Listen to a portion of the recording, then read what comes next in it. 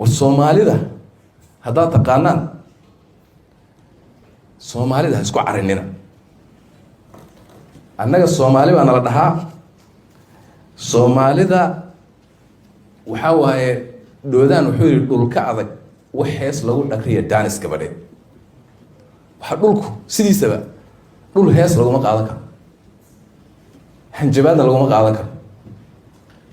baqbaq iyo meelaha in laga hadalana lagu ma qaadan karo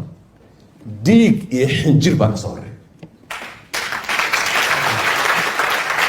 taas Soomaaliga way taqaanaa ضمع إثيوبيا وجود ولي يستري واجده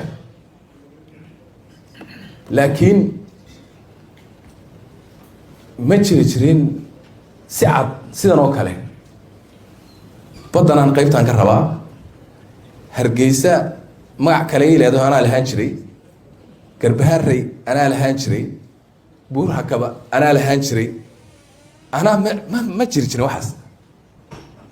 niman hadda waxay bilaabeen been dhahan waxaan Soomaalidu cirka ka soo degtay anaga dhahan jiray dhulkan sideedaba Soomaalidu meel ka timid lama yaqaan anaga dhulkan lahayn anaga dhahan jirnay sheekadaas bilaabeen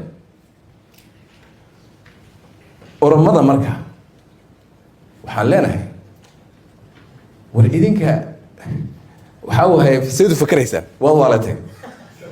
waxaad u baahan tihiin inaad dib u fakartaan waxaad u baahan tihiin in ay dadka Soomaaliyeed way isku laaqaan wax oo dhan axmaara la yiraahdo laakiin axmaaradu waa naga fogtahayba nimanka soo yaacaya ee dhulka oo dhan sheeganaya ee la kari laayahay waa ayaga ninka hadda madaxda u ah ee le haddaan qaadanaya Zaylac iyo Lughayana waa ayaga inta garab yaacaysa ugu daranna waa ayaga waxaan leenahay Soomaalida waxaan leenahay nimankaas nadaay Ethiopia ina dhaaf war Oromo jooga nadaay haddaan nadayn weydaan Soomaalidu waxa ku mahamaada ninkii idaad ka weydo wuxuu kugu daayaa la tusaa annagu Soomaali haddaan nadayn weydaan waxaad nagu daysaan hadan intusayna marka nimankaas horta intaasaan leeyahay dhulku waa sidaas taaka Soomaaliya kamida mana qaadan karaan mana imaan karaan hadday imaadaanna ayagoo meed xambaarsan oo waxba kala nooleyn ayay ka baxayaan